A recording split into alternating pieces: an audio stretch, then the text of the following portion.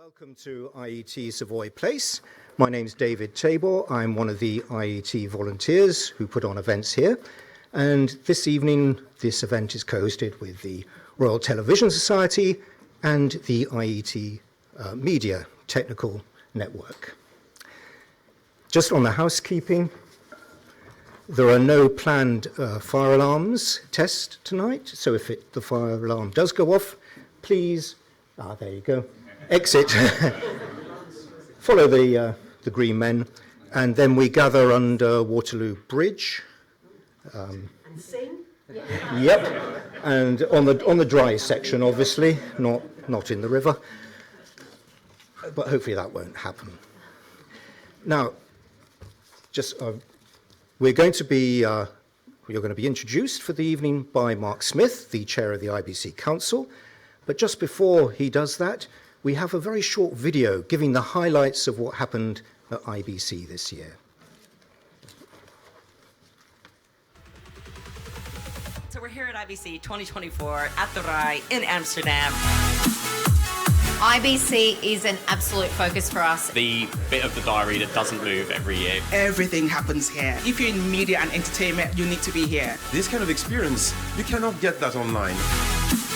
Shaking hands, having a drink, listening to some presentations. There's something intrinsic about making that connection to the person face to face. To share ideas, to reconnect. A meeting place for friends in the industry. I can learn more in one day than I generally do over the course of months. It really is, the most magical way to sort of share content, share understanding. For the technical space, present their ideas and what's happening and their point of view. To be here and see what everybody's doing, how everybody's innovating. Sometimes you come here and you see something that you didn't even know you wanted, but it solved a problem for you. We are not competing here, it's about really knowledge sharing between colleagues, peers. To achieve great things creatively while also making it a business success. It's such a joy collaborating on the future of the industry that we all love so much. Seeing change happen and come alive right here at IBC. To network, connect with your clients. And to feel the state of the industry. The most important thing is we make friends. And the friends are the ones that really help us when we are in troubles. It's just good vibes, it's just a lot of expertise, and it's nothing but just a perfect event, to be honest. Thank you very much. Thank you. Welcome, everybody. It's really great to see such a full room here. I'm Mark Smith, I chair the IBC Council, which is essentially a feedback advisory group, really, for IBC. We take the suggestions, we take the kind of the connections of a very sort of esteemed group of exhibitors, of speakers, of stakeholders in the show. And we meet 4 times a year, and so I chair that and try to really, my role is really to try to steer the future of where the conference goes and where the show goes. So, in these changing transformational times, that's quite a big challenge. But I also founded and I head the IBC Accelerator Program, which is really a collaborative framework for innovation, bringing together the buyers of technology to actually set challenges and try to solve some of those challenges, or at least try to understand them better within a matter of months. So it's really a kind of an inverse of IBC, where you've got lots of technology companies that are selling you the next technology and what's coming around the corner, when in fact, this is much more about an end user-led approach to it, and to an audience-led approach to innovation, trying to determine what's coming next. So I think some of the key headlines around IBC, you'll have seen it, very vibrant show this year. Very dynamic, the feedback was a great buzz from the show. And the numbers definitely reflected that. You've probably seen the press release, but 45,000 visitors this year from 170 countries. That's up by about 2,000 on last year. 280 speakers across the event. We had something like 46,000 square meters with 1,350 exhibitors across the show. I think some of the key themes and the strongest things that were coming out of it for me, certainly, and I'm going to be the first to say it, obviously, AI, of course, we can't, it had to come in the opening, but AI, of course, but I think a much more pragmatic approach to developing applications for AI. And we had lots of really great practical kind of applications in our new AI tech zone in Hall 14, which is a whole new feature area. and it was powered by the EBU, the European Broadcasting Union. But certainly things like automated video editing and music audio separation, content provenance tracking, and secure kind of cloud storage. So some really practical things coming through after the years of some of the years of recent hype. I think news and disinformation was a big topic this year, and I'm proud to say we kind of led the way a little bit there with our accelerator project, which is called Design Your Weapons in the Fight Against Disinformation. And some really heavy hitters from the world of news, BBC, CBS News, CBC from Canada, Globo, AP, Reuters, Agence France Presse, ITN, TV2, Paramount Global, and the EBU amongst some of the champions. But, for the first time, sharing and collaborating on areas such as deep fake detection, content provenance, and collaboration and actually info sharing about the intelligence around content and whether it's been either debunked or believed to be fake. And then, of course, the evolution of live production was a huge theme. And I'm very proud to say that one of our accelerators that was developed in the last few years, a private 5G network developed by University of Strathclyde with the BBC and with many others in the accelerator program, actually went from a lab environment back in 2021 right the way through to the Queen's funeral, the King's coronation, and then it was used ultimately at the Olympics this year on the opening ceremony and on the sailing, and you'd have seen some extraordinary pictures from the boats and from the windsurfers that you'd never have had the opportunity to see before without this kind of innovation. So I'm proud to say we had a great talent program this year, and that really has been a sort of more cohesive approach to bringing together many of the initiatives in the industry around talents. So the World Skills Cafe, run by Global Media and Entertainment Manifesto, but also RISE and many of those other great initiatives that came together in a more cohesive program. And I think we want to see much more of that as we go forward. Lots and lots of other highlights: sustainability, connectivity, cloud and edge compute, esports, all some of the other themes that we've had at the show. So with that, I think we had tons of content, and so I'd advise you to go check it out. Some of the stage content, free stages, but also the main conference had some great content that will all be online on the IBC site. So I'd really encourage you to go and check some of that out. Just to close, really, I'm going to, we'll talk a little bit more about the accelerators, I'm sure, here, but I want to just give you a little bit of kind of an inside track on our accelerator program. We'll be making a call for new submissions next week with a deadline of the 6th of December.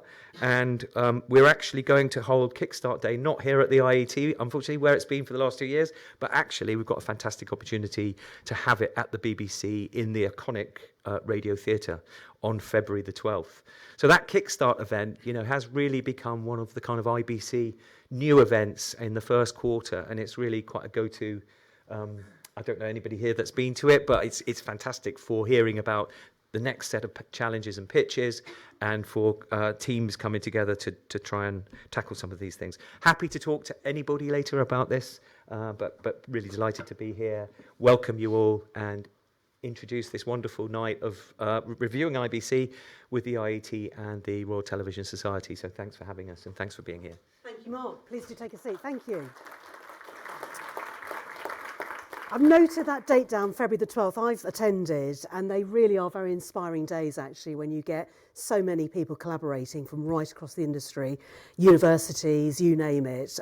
You've got there. It's a really empowering day. So February the 12th, yeah, that's marked for next year. We also have our Project of the Year award that from 2024, from this year, that will be presented there. So that's quite a big highlight. Indeed, and I've been a judge of your media innovation programme in the past. Obviously, we can't declare whether you are a judge now or for the future, but it's something I've really enjoyed judging in the past, getting to see firsthand those 8 amazing projects, and we'll come back to that. So thank you again, Mark. On behalf of the Royal Television Society, London branch and the IET, thank you very much for coming along tonight to listen in to the IBC review with an eclectic bunch of people that we've assembled for you. It's been a bit of musical chairs as well. You may have been expecting certain panellists, but I'm delighted to say what we've ended up with is what I'd have chosen all along. We've got a couple of people that couldn't make it for all sorts of reasons, which I'll come back to.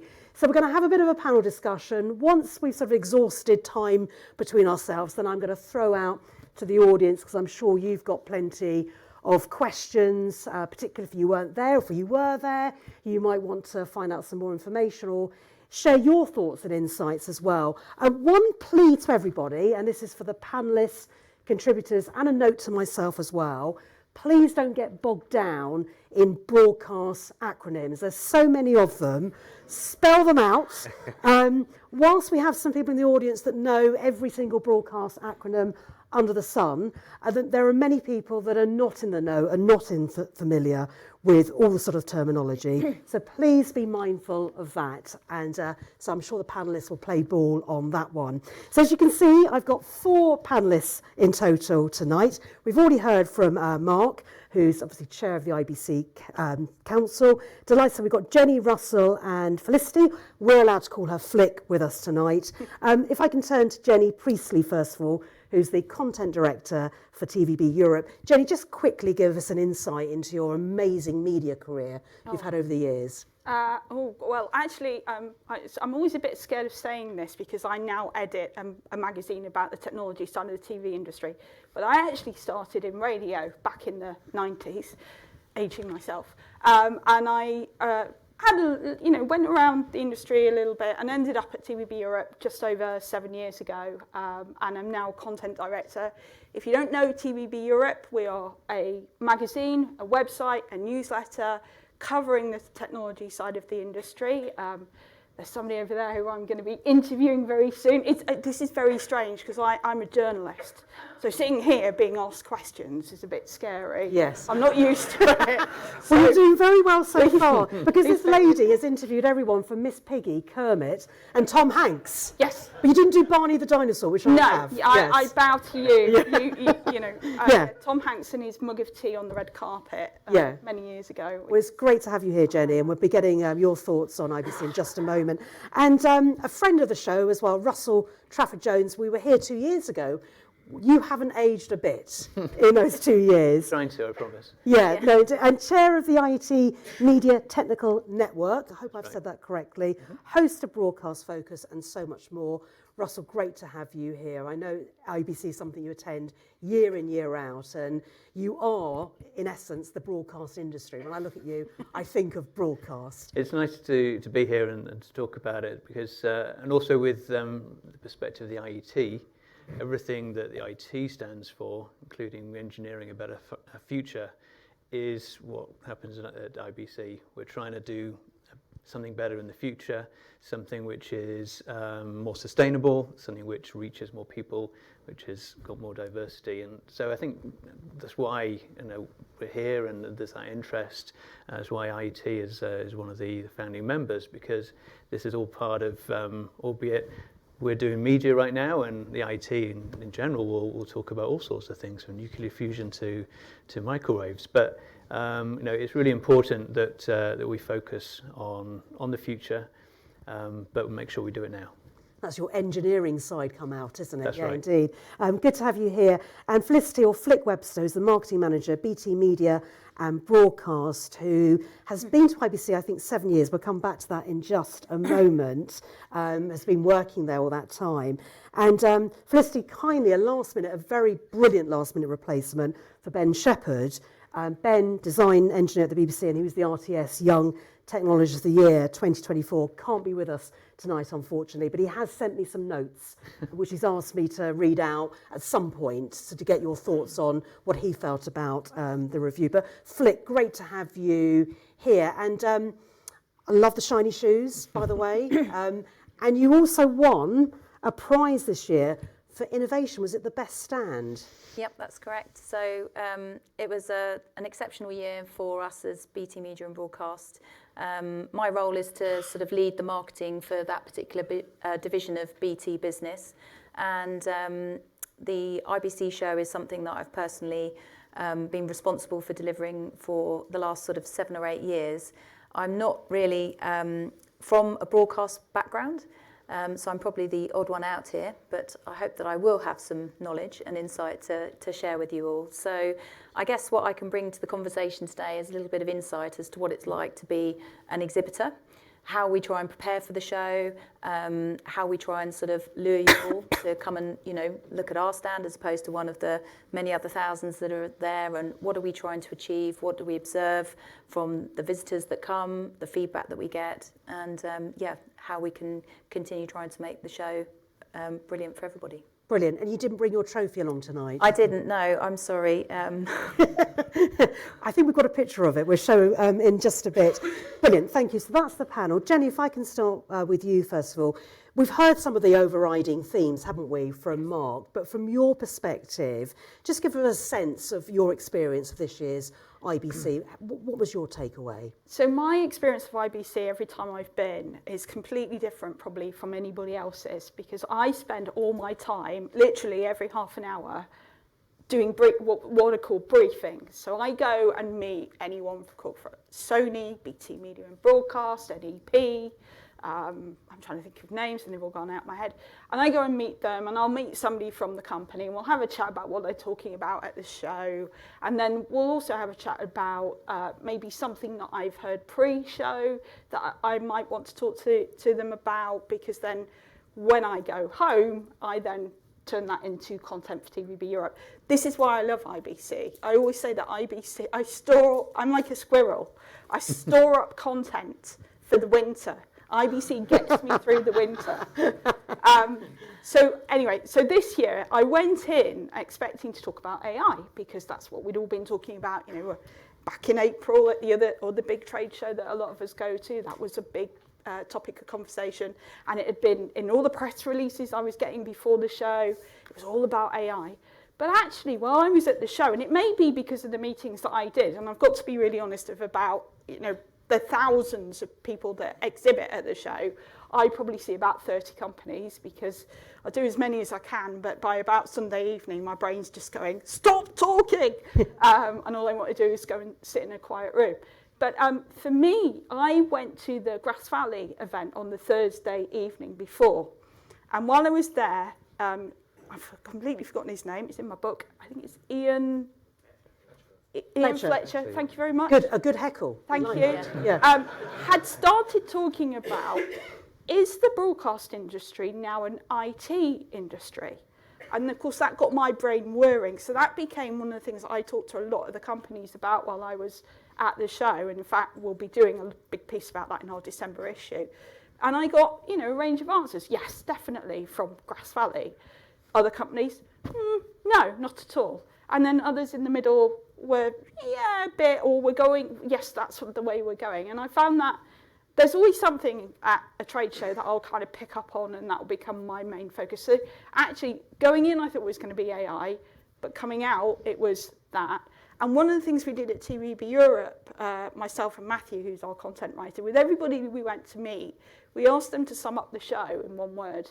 And we created a word cloud, which we published in our newsletter on the Tuesday. And the overarching, the biggest word in our word cloud was busy. Yeah. Which was wonderful, because, you know, we've been going to the show, I've been going to the show since 2017.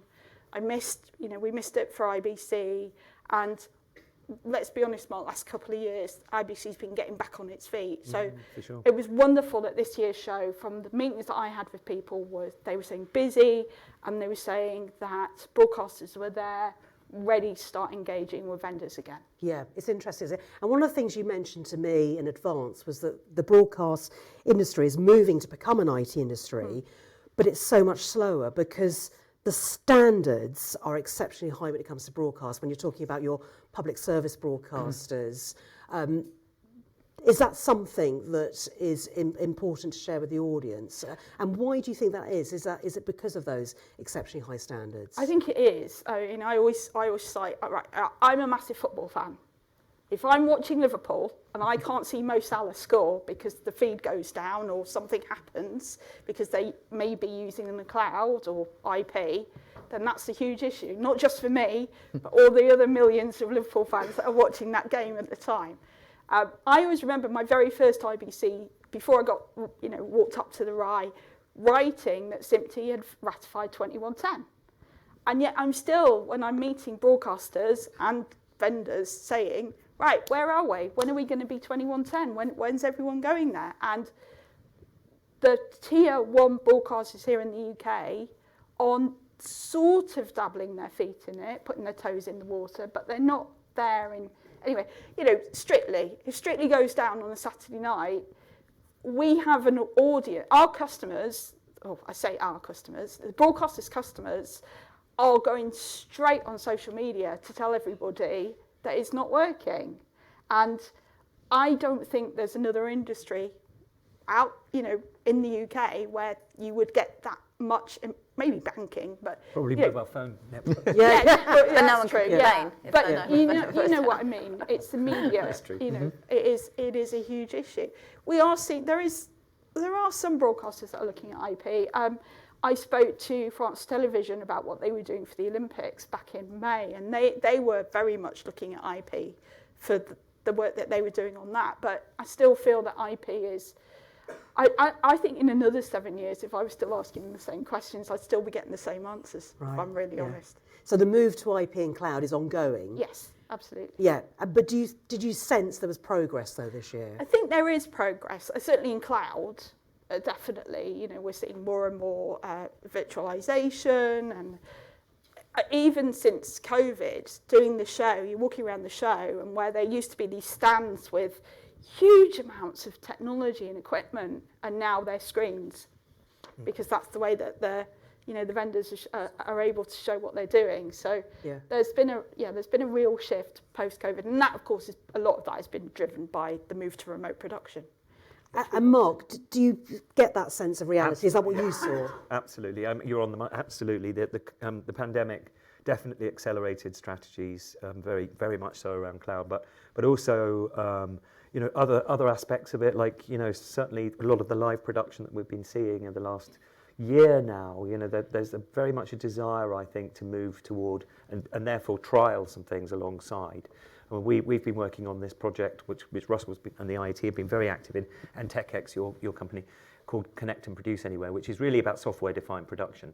And it's all about, you know, particularly where you have bandwidth constraints with live sports events that might be the other side of the country that doesn't have broadband, right, doesn't have fibre. How do we therefore scale up the sophistication of the production to be able to broadcast that? So we've been looking at that, but it's been very much less about one provider of technology providing that end-to-end turnkey solution. And I think the broadcasters have wanted to see a more modular approach. You know, they want to buy their graphics from somewhere over here. They want to buy their vision mixing from somewhere over there. They want to buy different components of that end-to-end cloud production. So it's about interoperability of many of these solutions as well, I think, now in that context. And that's where kind of we've very much been focused. Maybe you want to talk a bit more about what we've done this year with that. Yeah. I mean, I think it all comes down and fits in with what you're saying about IT and IP. There's a distinct difference between IP in the sense of having the massive bandwidth and compressed video in a building like this, and moving your production to the cloud, moving other parts of your whole broadcast chain to the cloud, because it's all IP, but it's a different challenge and it's a different setting, and I think it would be hard to find a broadcaster that hasn't got IP involved. But you know, we're saying, you know, how do we classify it? Is it a matter of saying, well, they're not IP because it's only play out? Is it, you know, are we interested in studios being IP? And of course, just like any other technology, we just need to find what it is that's beneficial. And I think that the work on the IBC accelerators with the Connect and Produce Anywhere project is about understanding, you know, which combination of software and IP technologies works for you, but also being able to change that on a dime, and then the next day being able to use a totally different suite of functionality. And the question that we asked there was, how do you orchestrate that? How is the best way to facilitate this? Because what we did see, and we proved it, we can take out the same kit month after month, and we were experimenting with the types of failures you expect, but it did work, and the benefit was it was a really small amount of equipment, like really.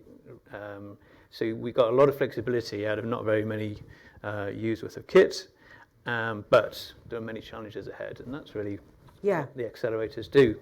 Well, indeed, and actually it's just something that I was sent yesterday. It was Ender's analysis, which came out in October. I know you, as a panel, haven't had a chance to see it, or you've read it independently, but it talks about broadcast transition to IP, that internet protocol, accelerating, but a long way to go on digital terrestrial television. And a couple of the key things that caught my eye was by 2040, we estimate that half of all broadcast viewing will be via IP, with broadcast delivery remaining strong due to the live schedule. Broadcasters are accelerating their transformation to digital-first businesses, and we estimate that 17% of broadcasters' viewing on the TV set will have been delivered by IP this year, which I thought was fascinating. And then those free-to-air platforms have a more complex migration pathway to IP than pay TV, which I think is pretty obvious. Given the existing strength of DTT, digital terrestrial television, and its older demographic profile, digital terrestrial television, I'm trying to remember not to do the acronyms, will account for more broadcaster viewing hours than satellite and cable combined by 2029. I hope I haven't blinded everyone with science with those statistics, but did IBC reflect that, Mark?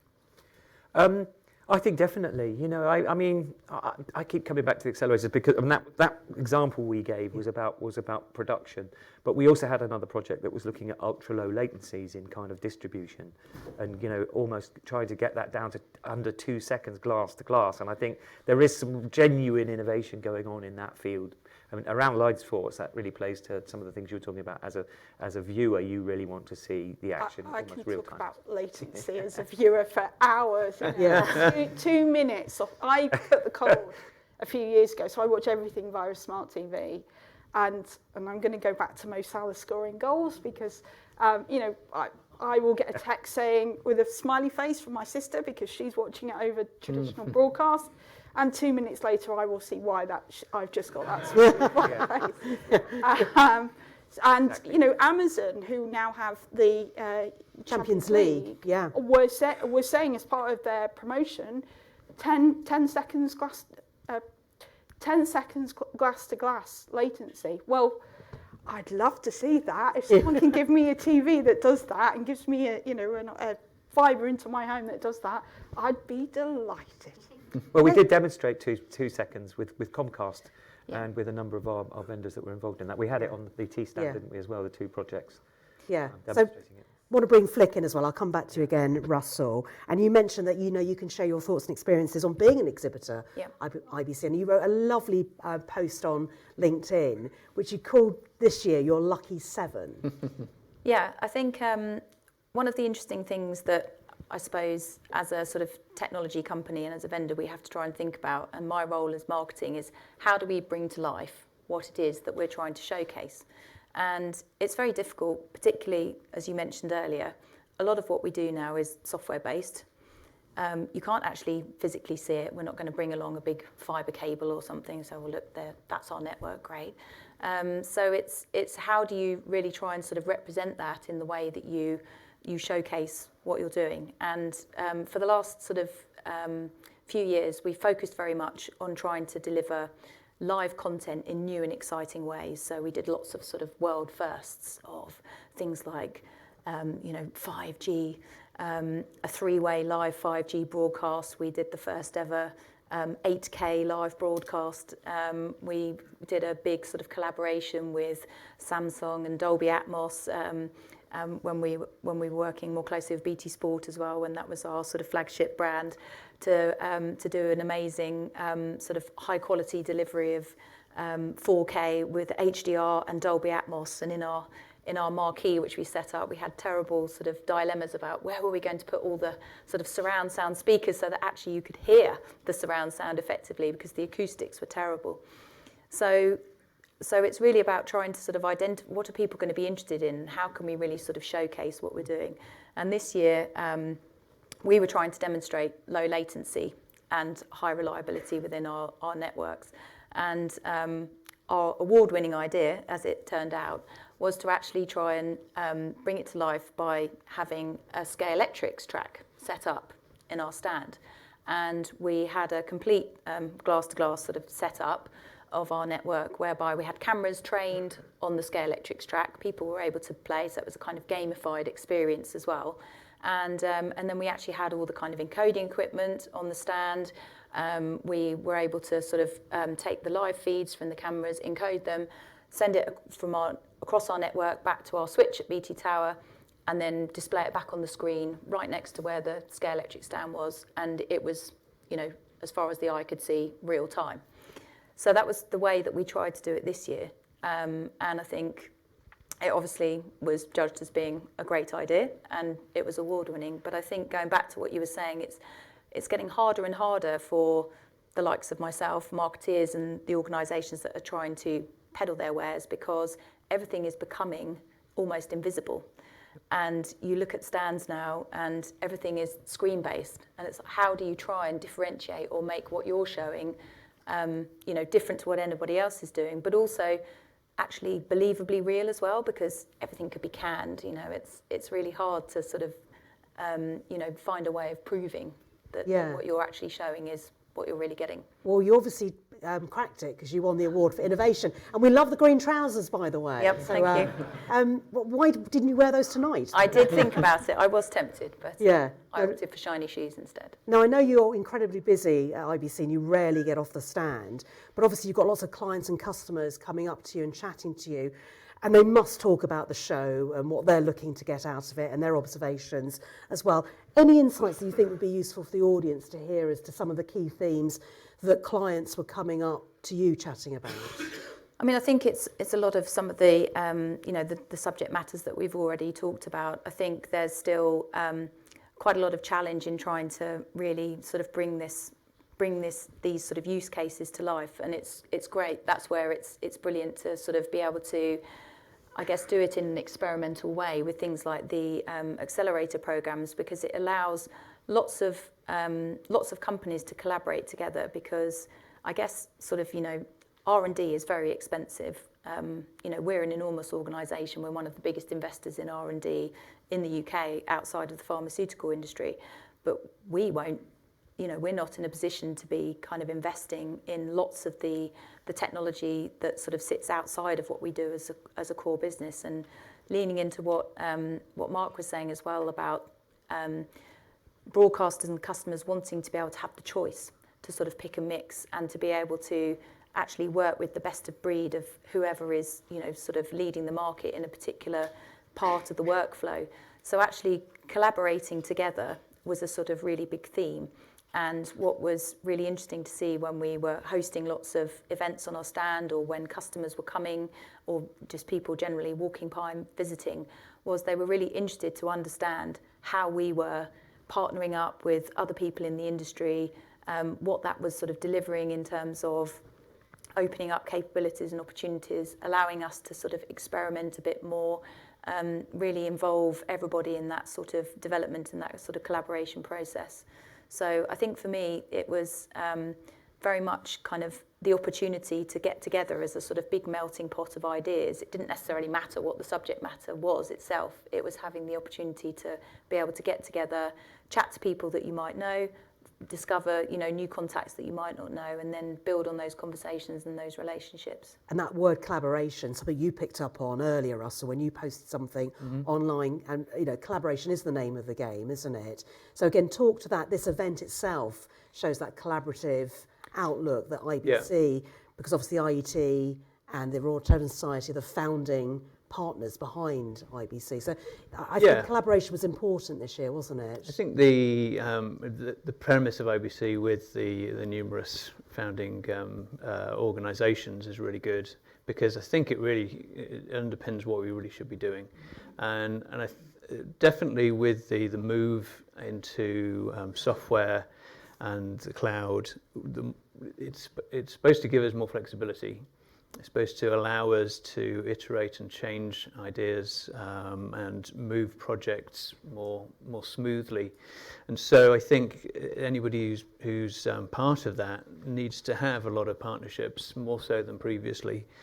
It's because now it's more practical, and if you're going to go for a best of breed system, then what you want to be doing is picking your, as you said earlier, you want to pick your vision mixer from one place and your playout server from somewhere else.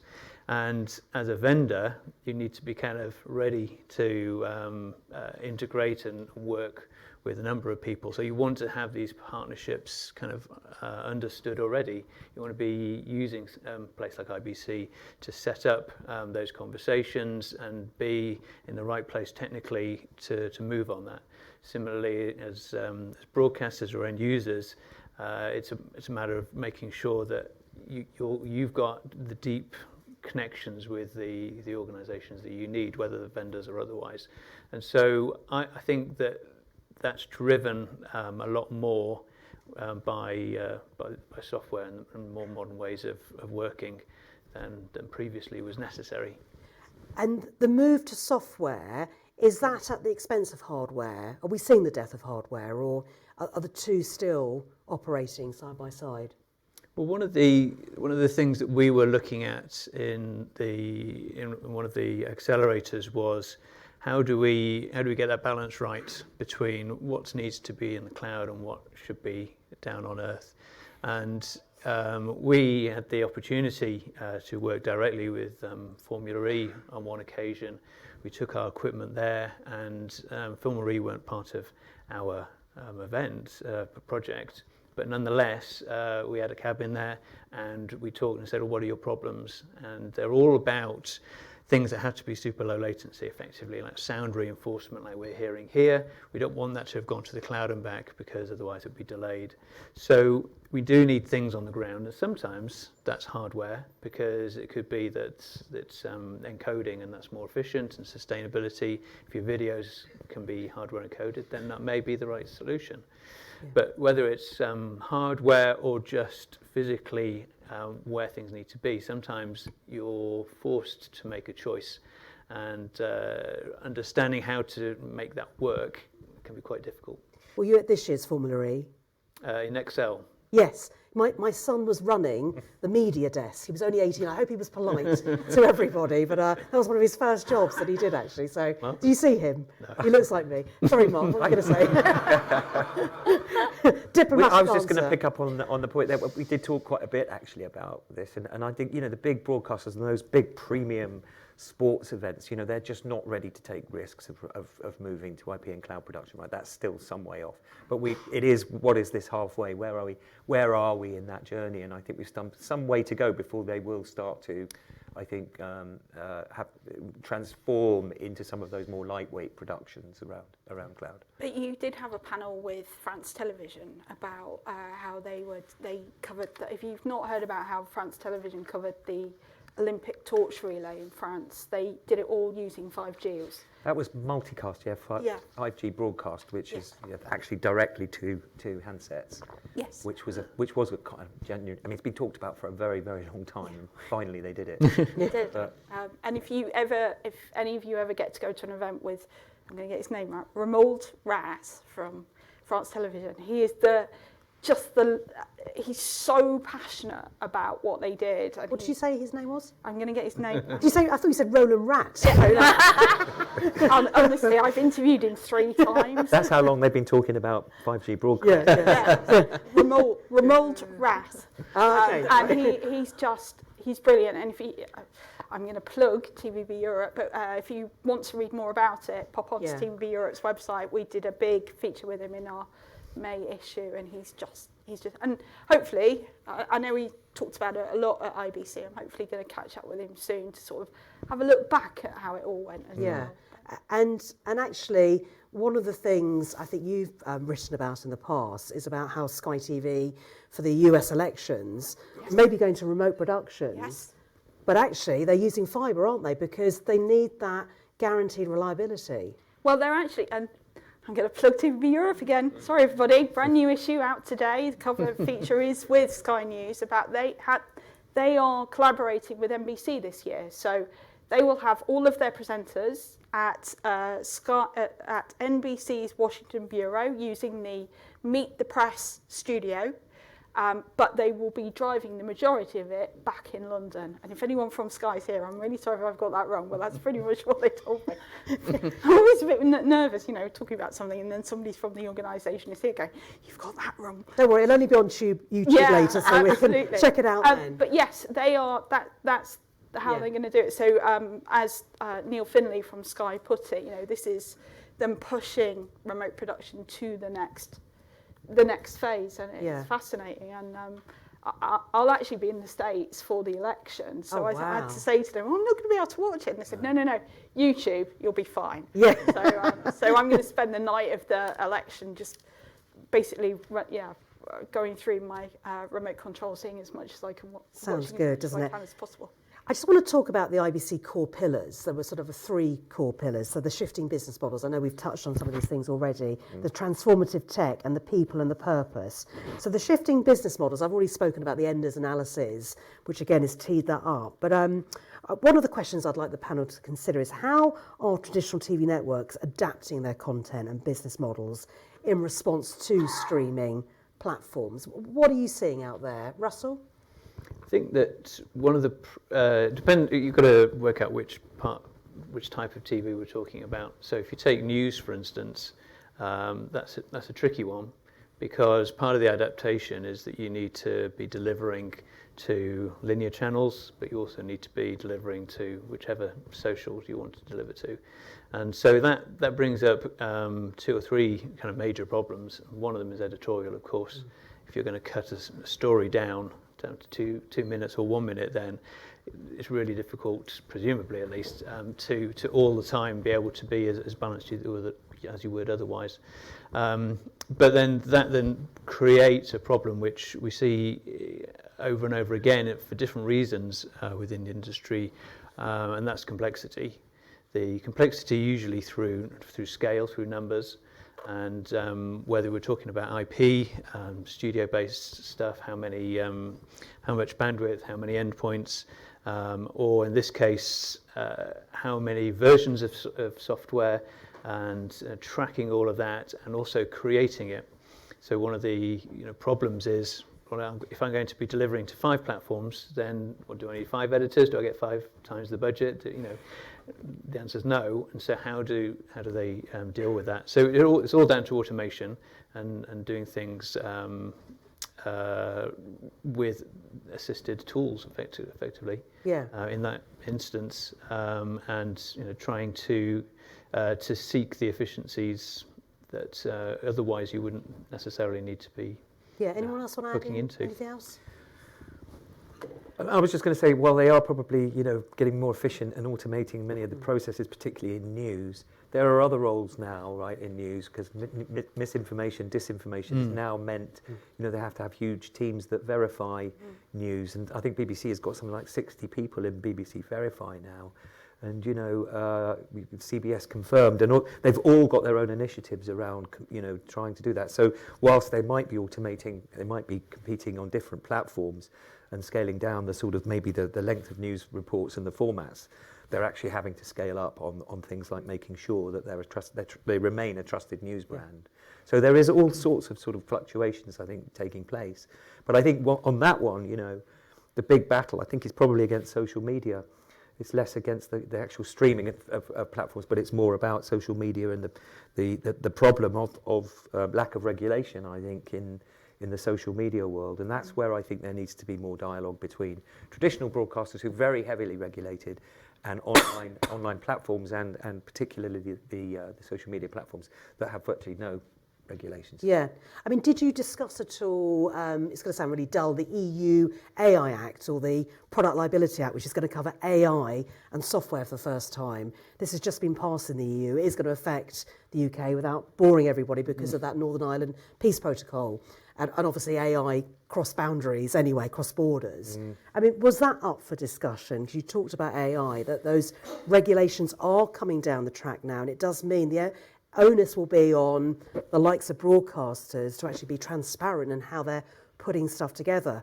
And it becomes more complicated. We've talked about it a lot within that News and Disinformation Project particularly. Yeah. And I think one thing that's become clear as well, it's not only is it about about ensuring that everything is verified, and you go to the nth degree around the provenance of that content or that image or that video, and around all sorts of other things, detection tools and things. There are tools that are coming. They're not good enough at the moment. But I think the important thing is it's about educating your audience about the lengths you go to do that as well. And that's why there's a lot on BBC about what they go through to verify a story. And I think that's a huge part, educating audiences and what to look out for as well in fake news, etc. I mean, Flick, just you wanted to say something. Yeah, I think I was just going to pick up really on what you were referencing from the Enders analysis about, although there is so much a greater range of choice and platforms and content formats and audiences that want to consume content in different ways, linear TV is going to be around for sort of a long time.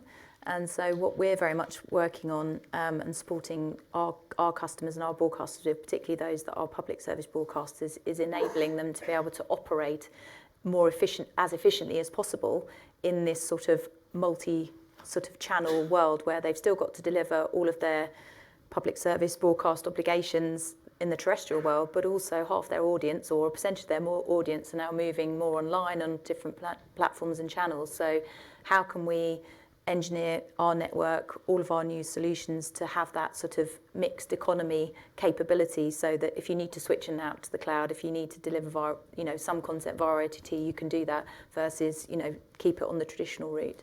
And, that's something that we're seeing.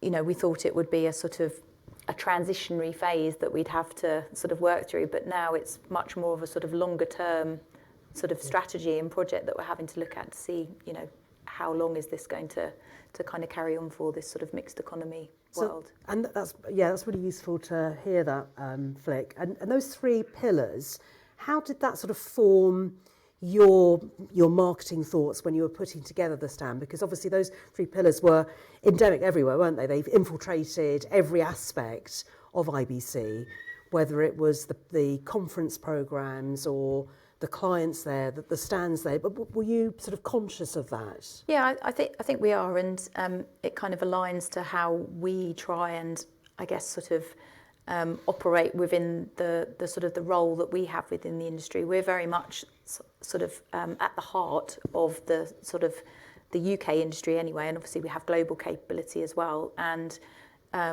we support an end-to-end supply chain that has many partners, many different technologies, parts to it, and it's constantly evolving. So I think when we think about how can we appeal, how can we create an environment that people will want to come and experience and participate in, it's really around how can we hopefully show that we understand the challenges and the landscape of the industry, where it's going, bring that to life through the products and services that we're trying to showcase in a way where hopefully it's I guess real life, and we can show it in action. That's the kind of technical part.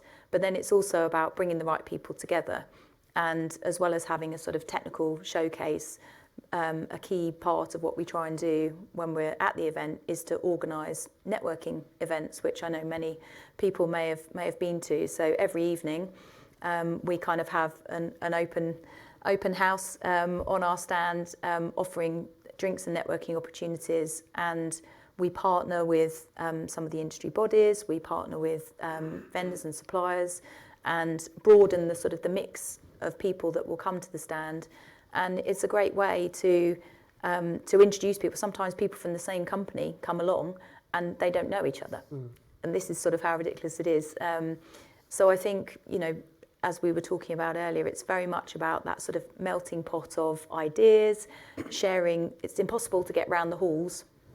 So, if you can meet up for an hour and chat to sort of 10 people whilst you're there, you probably save yourself however many hours traipsing around trying to sort of, do it yourself. So, that's very much part of it. And I'm going to open up to the audience in just a moment. Jenny, I know you're keen to say something. I just wanted to say that one of the things from my point of view at IBC, one of the things I'm really enjoyed seeing in the last few years is how IBC is engaging with the work that's being done around diversity in the industry. Because IBC is one of the few places where you'll go where the women's loo queue is almost much shorter than men's. That, that's rare. But it's changing. This year I did have to queue for the first time. And I know you've been doing a lot of work with Rise and Gals and Gear and also around sustainability, and I think that's really important because these are the places where we can all get together and talk about these things because they are so important. It's so wonderful to see.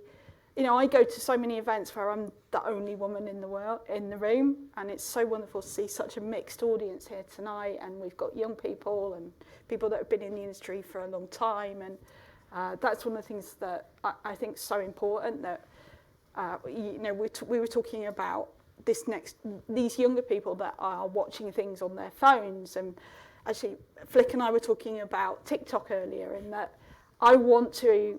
TVB Europe to you know, appeal to a range of people, but TikTok scares me. And I can't, you know, I don't. Someone in the know, Mark, is now on. Are you on TikTok? No, IBC actually went on TikTok Yes. first. You time made your this year. debut, yeah. Yeah, and I think I've been on there, but yeah. I don't have time. That's my problem. I don't have time. I don't even have time to take photos when I'm at the show, let alone do videos. Yeah. But that point about attracting talent, isn't it? I suppose that's under that people and purpose. Was that part of that remit that actually, you know, it's such an interesting industry, but are we doing enough to attract younger people into the industry? I think there's some great initiatives, or clearly some great initiatives, and our owners and RTS has, you know, now got a sort of an MBA, haven't they? I think a mini MBA around which I think is brilliant. I've actually, one of the things that has been most debated on the council is talent and skills, and I've actually started now a little subcommittee of people, and there was no shortage of volunteers from all over the world, ABC in Australia and Globo from Brazil and many others that wanted to be part of this, in perhaps trying to bring more of their younger people to IBC in the future and getting involved. And I think in the accelerators again, we've had some brilliant broadcast engineers, haven't we, from Channel 4, Tia Shenton and Sean Jones, who've led the Formula E project that we did around Connect and Produce Anywhere. Holly Keane from BT Media and Broadcast. And many young apprentices that are new to the industry that can actually roll their sleeves up and get involved in this. So it's a great vehicle for development of young people as well. But you can never get complacent, can you? No, absolutely not. They're brilliant. And I'm just thrilled about that. And that's something I want to drive, but not just on a sort of a UK or a European basis, actually on a more global basis, which is something I'm And actually, I mentioned about Ben Shepherd couldn't be here tonight, the Young Technologist of the Year, RTS 2024. Just a couple of comments that he made. He talked about LED screens replacing green screen. I don't know if that's something that you spotted, Russell, on your rounds. He said it's interesting to see the companies are taking to create large LED setups, I'm sure this is going to appeal to people in the audience, to display graphics in the background being easier and now cheaper. We like the sound of that, especially with things like ghost frames. It makes the entire setup really appealing. Now, I sound like I know what I'm talking about, so I'm reading that out. But Russell, if you could explain. Yeah, sure. So it's like a virtual production where the background just changes depending on what should be there if it were real. I know what a green screen is, by the way. But this is what the benefit of having the screens behind you is twofold. One is that you can actually see, everybody can see what should be there. And then the other thing, going to what Flick was saying, is it's one of the few new technologies that we can actually touch. And so actually when you do go around the shows, it's a very compelling technology. And a third point, it's incredibly sustainable compared to, well, I mean, I know we're using power and everything, but you've not got to send, you know, they used it a lot, as everyone I'm sure knows, for The Mandalorian.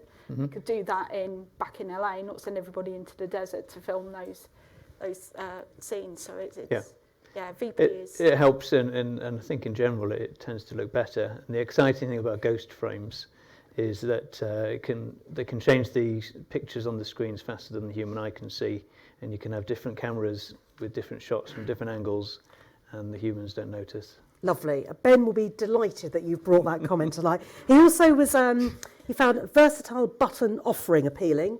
Don't we all?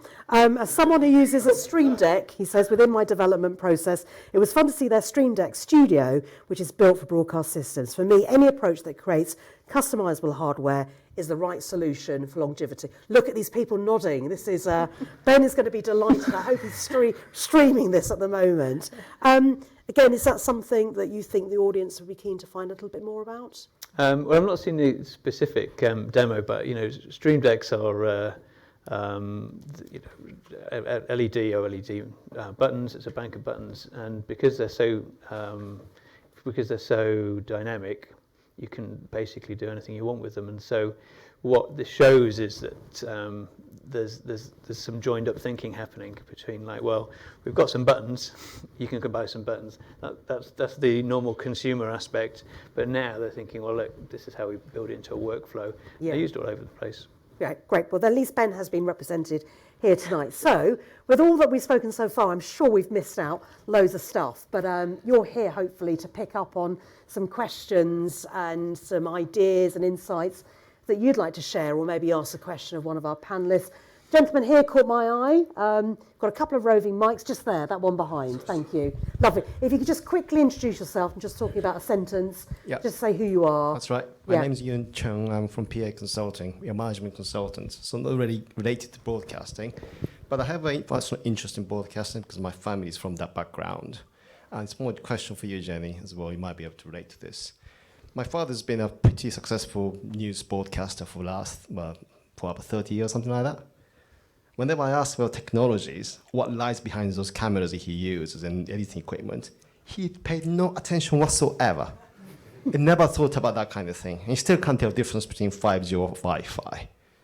Question to you is whether that trend is going to stay, whether that is a very old way of thinking, or do you see people's career merging, people who are always focused on broadcasting suddenly start jumping on the technology side, or technologists who's always working in broadcast engineers suddenly become a news broadcaster? That's a really interesting point, isn't it? Because we were just talking about, encouraging people into this industry, and one of the things that we talk about a lot is, these kids at schools who are learning things like coding. That is perfect to come into our industry with, but they have no idea that that happens within TV or even film, because all they see is the people that are on the front end of that camera, that glass. So. I do think there is we do need to educate people within the industry and outside of the industry, and all the amazing roles and the amazing people that work within this industry. That's something that you might be able to tell I'm quite passionate about. And in fact, we've been. I'm going to go back to TVB Europe because it's my bread and butter, but. I discovered today we've been doing this series called Meet The, and it's for absolutely anyone that works in the industry. And we asked them 5 questions about how they got started, what they love about being in the industry, and that kind of thing. And last week we published our 150th. And I'm so proud of that. And you can come on our website. Our website, by the way, is completely free. You can come on the website, search Meet There, and you'll see all the different people. And I'm really keen to sort of make more people aware of that, because, like you said, I've gone completely off topic as usual because that's the way my brain goes. But there are so many different roles and so many different things that people could do in this industry if we just made them aware of what's available. So there's an educational piece to be done as well. I hope that's answered your question. There's sort of a risk as well, because I think the lure of Silicon Valley and the sort of the big paychecks that you can get from going and working, at Google or Microsoft, if you're good at coding, if you're into that kind of software and IT, your automatic sort of school of thought is, I'm going to go into that environment, not necessarily into broadcast. And that's what we found when we've been having these sort of debates with our customers and partners that we work with, is that the challenge is, making our industry more attractive, more cool, because in the old days, telly was really cool. Yeah. Everyone wanted to work in telly.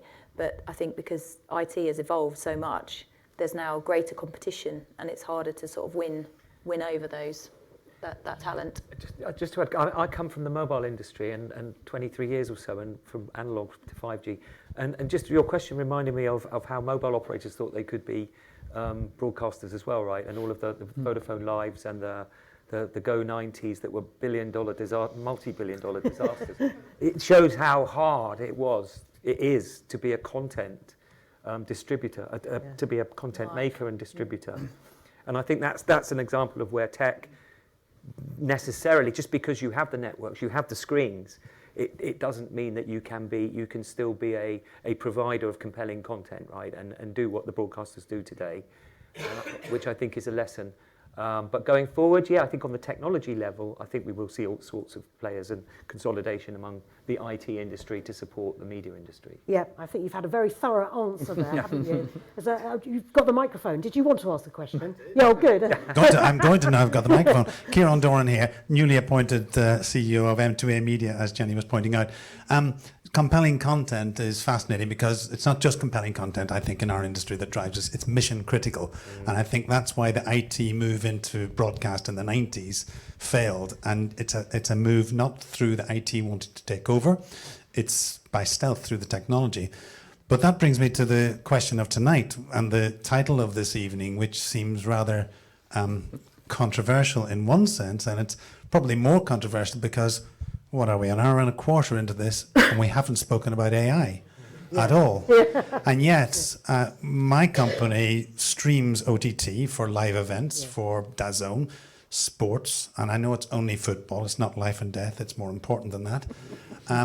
But it is critical, it is mission critical, and yet I met several industry colleagues and non-industry colleagues at IBC who are in the business of buying and selling organizations. And one of the key things that was common to them was, what's your AI story?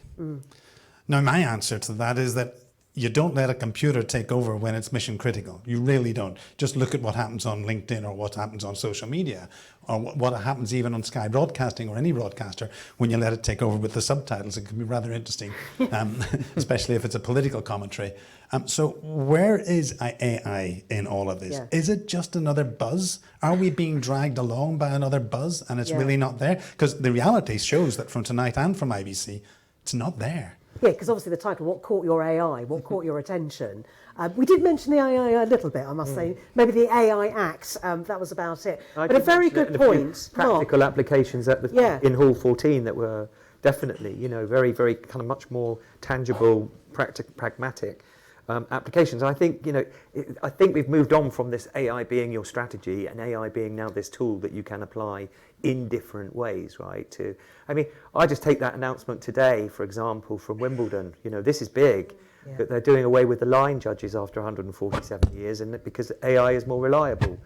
There's right there in sport is a tangible move to AI, for example. Through IBM. Through IBM, yeah. And I think we're going to see more of that, particularly in live production, live sports. And I think there's a really practical change that's quite significant. So just in terms of that, because that's a very good point, let's address AI then. Did it feel like it was all consuming around IBC, or was it very much, well, it's in the background? Were people willing to talk about it? Well, as I said to you, I thought that was all I was going to talk about, and actually it wasn't. But actually, on the very first day of IBC, TVB Europe, our sister title in the US, TV Technology, TV Tech, and Coretta Research published initial findings from a survey we did over the summer, asking people within the industry for their thoughts on AI.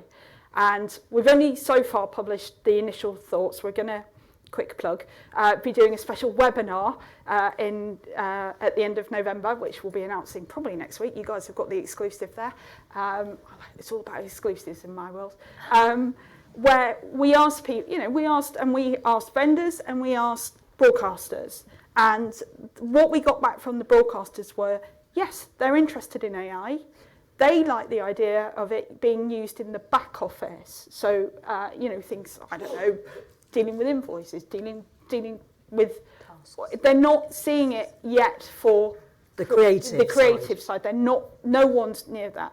And one of the really interesting things that we saw was that they expect, and again, we haven't now revealed this yet, but they see vendors building AI into existing products, not into brand new products, and that's the thing that they're quite interested in. So it was fascinating, and we've got loads of more information that I hope you'll come and join us in a few weeks when we talk about it more. Rob Ambrose, if anyone knows Rob Ambrose from Coretta Research, who's just a brilliant guy to talk to, and weirdly I went to school with his brother and didn't even know Rob. It's fascinating the way that, because it's all been, oh my God, AI, it's the creative side that have been particularly where it's been talked about how it could take over creativity. But actually, from our side, AI is a thing that could be a really good thing. It can automate processes. It can, you said, Mark, you said about subtitles, or Kieran said about subtitles. There are ways in which AI will help us. Yeah. And I don't think we should be quite as scared of it as maybe we've been led to believe. I'm going to ask all the panel, but Flick, I just want to come to you next. I'm sure BT, all the staff in the morning or just before the event, there's a stand briefing. You may lead it and you're saying, right, this year, these are going to be the key themes that we're expecting people to come along. This is our answer to this. This is our answer to that. Did that happen with AI? Not really, no. I think, for us, we're obviously building a lot of automation into our network, software is running a lot of what we do now. And when we have conversations with the broadcasters, our customers, they're looking for more efficiencies within their own operations. And so I've heard some talk about things like using AI to remotely control cameras. So rather than having physical camera operators, you can have a sort of simplified camera setup and you can just control it, let AI control it based on the movement of the ball or the player or whatever's going on, tracking in that way. I've heard examples of it being used more in sort of the post-production, and particularly on sort of colouring, designing, speeding up some of those sort of processes that you go through getting content ready, but not really much in a live environment. And our sort of head of futures, who we obviously is involved in lots of conversations, his classic line at the moment that we almost sort of caption and put in the office is, "I'm so bored about talking about AI and the fact that there's actually nothing to talk about," because I think we haven't yet really seen.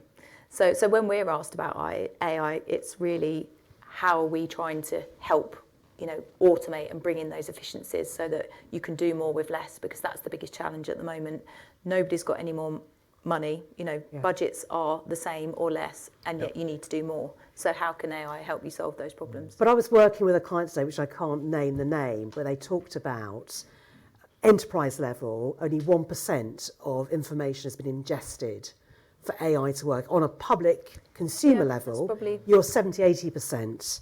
But actually on an enterprise level, it's just at the starting point. So you can't build those data sets in the way that maybe we think we've done already. Sort of pool, aren't you? Yeah. We're all going to be saying the same thing. Yes. Co-pilot will just keep running around. Yeah, it is interesting. Mark, you obviously took part in those discussions, part of the Accelerator programme as well. Is there anything specifically this year out of the 8 projects that speaks to AI? Yeah, we had 3 projects, which we put an umbrella of the AI Media Production Labs, because it was all about production in a sense. But we had 3 projects. One was using it to predict the next frames of action, say in sports, for example. Verizon led that project, to see to help directors have an idea of what might be coming next in that context. It was really interesting. And then there was another one about audience validation. So creating personas of your audience to give you feedback on programming, because there's a lot of these focus groups that broadcasters do, and actually creating personas of your typical audience member. And this was by a very radically sort of new public service broadcaster in the Netherlands called Trafford. And it's designed, it means black in, and it's designed for multicultural audiences. Yes. So they wanted to use AI to get a sense of what those audiences really wanted. And so that was a very interesting use of it. And then there was another one which was kind of looking at end-to-end storytelling, which Rai, the Italian broadcaster, not the venue, the RAI developed this end-to-end storytelling using AI for production. And ITV were very much... I just encourage everybody to go and have a look at those as 3 kind of use cases, very specifically, of things that we've been looking at in the context of AI over the last... But it does, when we were talking about this, I was thinking about what happened to the metaverse. Yes, yeah. Do you remember Nobody's mentioned that one tonight. Do you remember we did a Future of TV panel, which you were involved in, and we had a gentleman from Basingstoke, and he was coming up with all sorts of wonderful ideas, and actually... maybe we'll bring him back to see how many things have actually happened or not. And Russell, from your point of view, how much was AI at the front of your mind and in those discussions? So Yeah, I mean, I think you might be right that investors are still looking for an AI story, and you see that in the more public stocks and shares and the way they go up and down. So the fact that perhaps as a small industry we've matured a little bit doesn't necessarily mean the other people have followed us. But if you think about, if you just try and categorize what AI does, if you throw away, or ignore for a moment, all of the content-based uses, there's not a lot left that isn't just helping us out. So whether it's going through the logs and finding where the problems happened, or just putting all of the data together for you so you can go through it.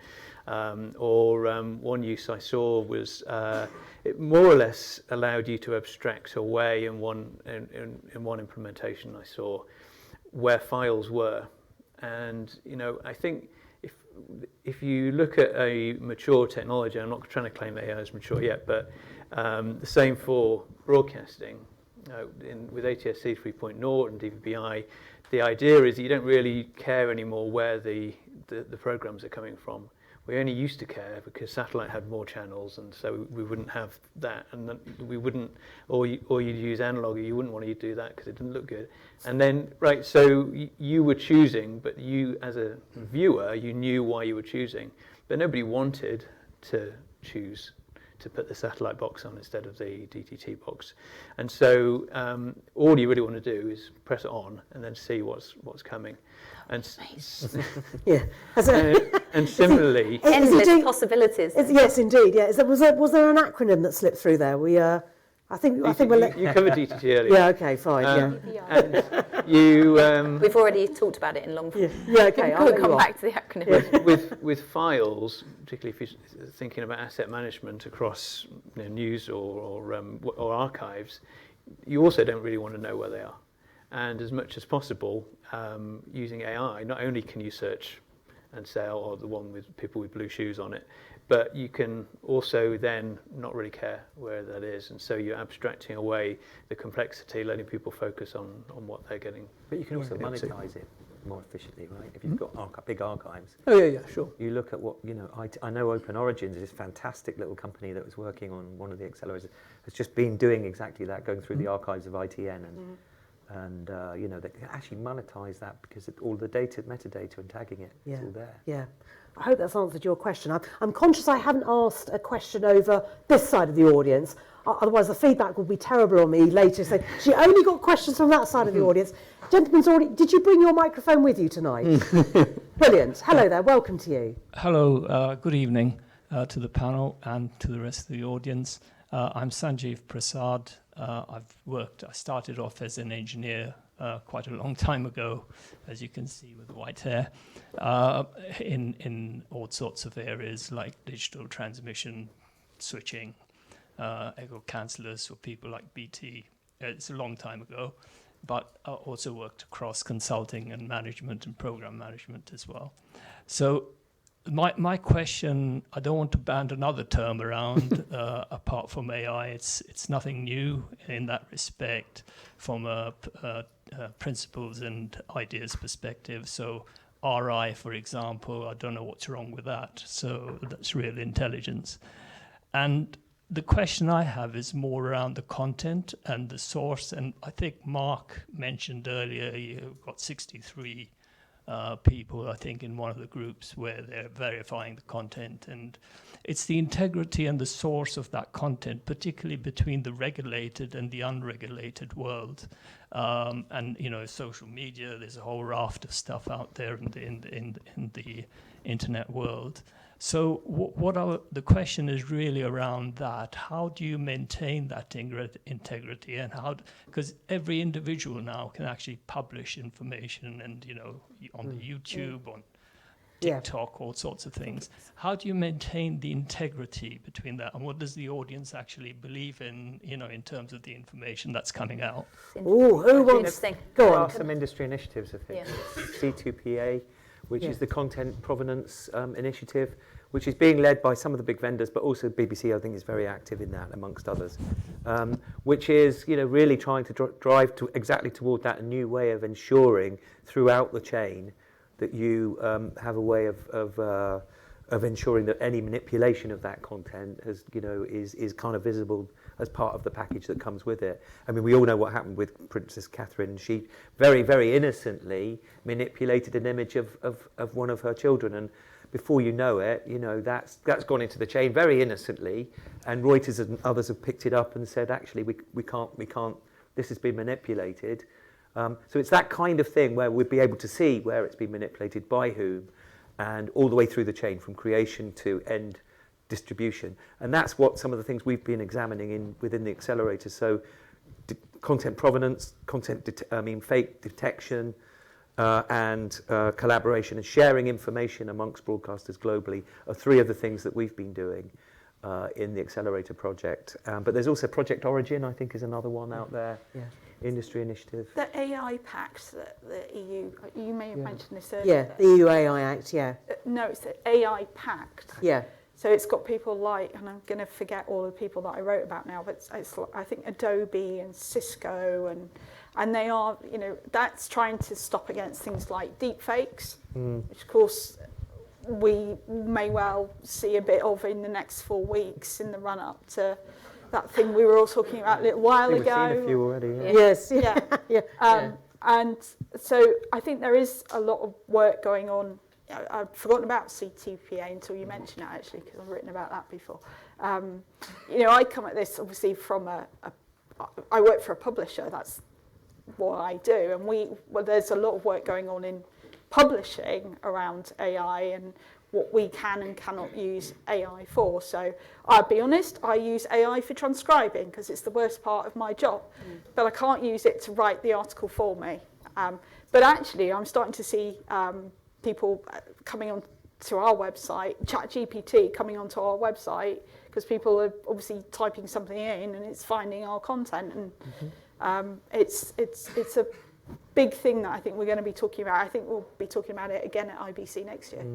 Yeah, just scratch the surface. So just very conscious of time, I'm going to get some final thoughts from the panel just a second and get a little bit more about the IBC Accelerator programme, in particular that 5G in a box. I just want to hear a little bit more about that in just a second.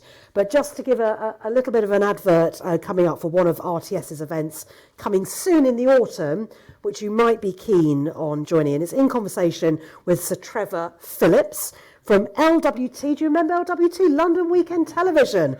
Oh, who could do the music? Who could do the soundtrack? To Sky News, Sir Trevor obviously has a very unique career in broadcasting, and he's going to discuss his career more with his Sky News colleague, Kamali Melbourne, and that's taking place at the Everyman Cinema in King's Cross on Tuesday, the 26th of November. Booking is now open on the RTS website, so I think that sounds great. Now, I think somebody kindly queued up that the RTS has a mini MBA programme.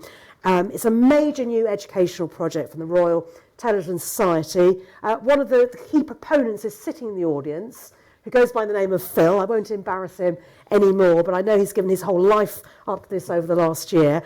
It begins in 2025, and this modular, online delivered, self-paced course covers TV and streaming media through a business lens. And I know RTS have written a lot about this. You can't start the course, obviously, because it's not 2025 yet. Expressions of interest are being taken now. So if you're interested in finding out more about this or signing up, please visit the RTS website or the RTS Academy website at rtsacademy.org.uk. So that's just a little bit of things coming up and something you might be interested in. That's going to give some amazing insights, interviewing some brilliant people into all these different areas, whether it's industry, context, programme making, business functions, future outlook, director's cut. So I think that's going to be a real game changer for the industry. So well done to Phil and his team for putting that together. Just some final thoughts from the panel. Mark, if I can start with you, and in particular, you mentioned about 5G in a box, which is one of those amazing accelerator programs that made it right through, as you said, from the Queen's funeral to the Olympics. Definitely. So, what did that really achieve, and what are the expectations going forward? Before I go into that, you reminded me with this RTS plug. Yeah. Ian did ask me to plug. You're going to be potentially doing a best of technical papers, aren't you? I think in January with the IET. We have best of papers come back to IBC this year. Yeah. You did ask me to mention that. Yeah, good. That's happening in January. Watch the IET space. Yes. Anybody else want to do a plug? We'll go around the room. But yeah, the 5G in the box has been remarkable, really. Yeah. I mean, it started back in 2021, and we were at the show, of course, and you know, it was developed by the University of Strathclyde with the BBC. Quite a number of other broadcasters came and got involved in it, but QTV, the sports production company in Scotland, you know, really, it was 2022 when they saw it as part of the accelerator program. And we've done some work with BT Sport and MotoGP, where it went to some live feeds using this on the media bike. And, you know, it just sort of roller coaster. It was really sort of just did literally accelerate to be used by QTV on the Queen's funeral, Edinburgh Airport, where you couldn't cable the runways and things like that, where they needed a solution. Then it was used on the coronation by the BBC and it basically replaces huge trucks with loads of cables and everything. I mean, it's so neat and small, isn't it? Oh, well, it is. And it's, you know, if you can get the spectrum from the regulator, which we can for these big public events, at least these days, there is shared spectrum available. But I think then to see it go to the Olympics and, you know, real innovation by having Samsung phones, which were uploading ultra high definition video on the sails of the windsurfers, which you'd never have been able to do with cameras before because they're so lightweight, on the actual windsurfer sails and on the boats, on the bows of boats, and you could hear and see the crews talking to each other. And on the opening ceremony, 350 of those cameras underneath bridges, on the team boats. You saw kind of unique pictures from the teams and from that ceremony that you'd never seen before. So that won an innovation award at IBC this year. But, you know, it's actually up tonight for a technical Emmy for the coronation with the BBC in New York. So, you know, that just shows you through collaboration, through this hands-on, fast-track experimenting. We've got there with this way faster than any of the mobile networks have. I think that beauty of the accelerator program is that you've got all these contributors from all walks of life, from all different parts of the industry and outside the industry coming together. And you're cracking problems quicker, aren't you? People are not working in silos. How generous people are with their time, and they genuinely have a commitment to say, let's try and solve this. Yeah, or understand it better. Yeah, It's hands-on learning, it's doing is learning. And that's what the ethos is. And you know, we've got some remarkable champions. We have more than 350 companies involved in this now over the last few years. So it's wow. Well, again, and we've got that date in February. You mentioned again, you say the 12th of February. 12th of February. 12th of February. Here? No, actually, we're at the BBC Radio Theatre in Broadcasting House. Lovely. Okay, very good. Jenny, final thoughts from you. Just something you want to leave the audience with when it comes to the IBC review. Can't mention Liverpool. No. I don't know what to talk about then. I just missed the game. It's awful. It's the game we got beaten as well. I just want to reiterate what I'm not saying this because Mark's here, but I dread the build up to IBC, and then once I'm there, I just love it. I love meeting people, seeing people, hearing about what everyone's working on, it's inspiring. IBC for me is inspiring. It inspires me towards, you know, with content for what I do in my real job every day, and for throughout the winter. I am, as I said, a squirrel who collects the nuts and gets excited. Lovely. Sorry. And hibernate with all that stuff. Brilliant, Jenny. And Russell, I know you've described it as vibrant, this year's show. So just what you want to leave some thoughts with the audience about what you'd like them to think about, and maybe if they want to find out more. Well, I mean, we've talked about the IBC accelerators and how we've shown kind of momentum of movement, not only this year, but over the past few years. And I think I just wanted to highlight that as a show, we've also seen a significant movement in terms of the types of things. We mentioned some of them today, like the talent, focusing in on talent, focusing on young people and on diversity. There's LGBTQ sessions. So, you know, that started all recently, and it's only by doing more of that, and I'm sure there's more to come next year and the following years, it's only by doing that we can really show and be proud of the face of our industry, and so that when people come and to IBC for the first time, whoever they are, they feel the same way as Jenny and really enjoy it. And the other major thing that's happened over the last few years is more and more of it is online, and you can watch it on video. So, genuinely, IBC website and IBC 365, there's a lot for me to catch up on because I didn't see it all, and that would be a really good place to go. And Flick, will it be your 8th year next year? I hope so. Although, of course, you keep setting the bar higher, it's harder and harder to get there. But yeah, I think for me, this year it did feel really buzzy again after the last sort of couple of years bouncing back from COVID. And of course, we had, sadly, the Queen's passing the year before, which just put a real kind of dampener, and also so many people were literally turning around in the airport and going home again as well for operational reasons. I think there was definitely a different mix of people, or sort of a broader mix of people.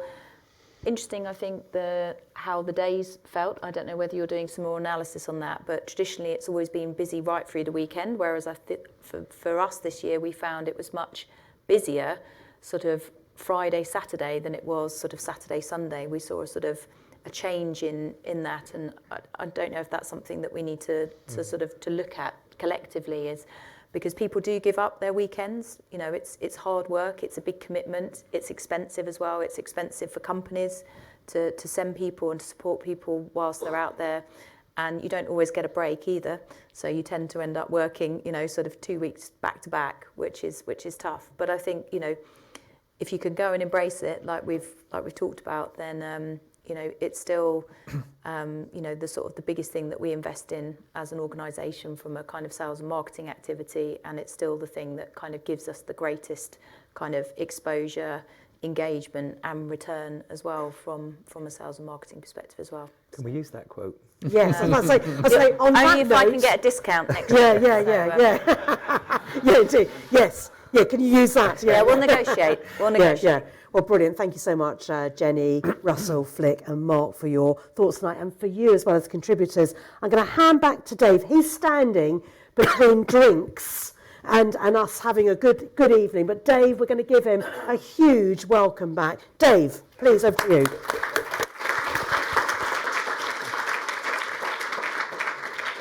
Well, thank you very much, Nadine. I don't need the thank you. It's everybody here. But first of all, so I'll try to be quick. Up here are the upcoming events that we have on our monthly Wednesday evenings. So November, so it's nothing to do with media, obviously, so it's may not be quite as interesting as tonight, but there you go. And particularly on the Christmas lectures, always great fun here, where we have a lot of excitement and mince pies. So do come along to that. And there will be outside as well a code you can scan to get your CPD certificate if you want. And just if you want to get involved, as you know, obviously go through Twitter and all that lot, but you will get an email from us for requesting feedback, and please fill it in and give us your feedback, then we can keep improving these events. So I'd just like, please, everybody to give a huge thank you to our panel. With me, thank you.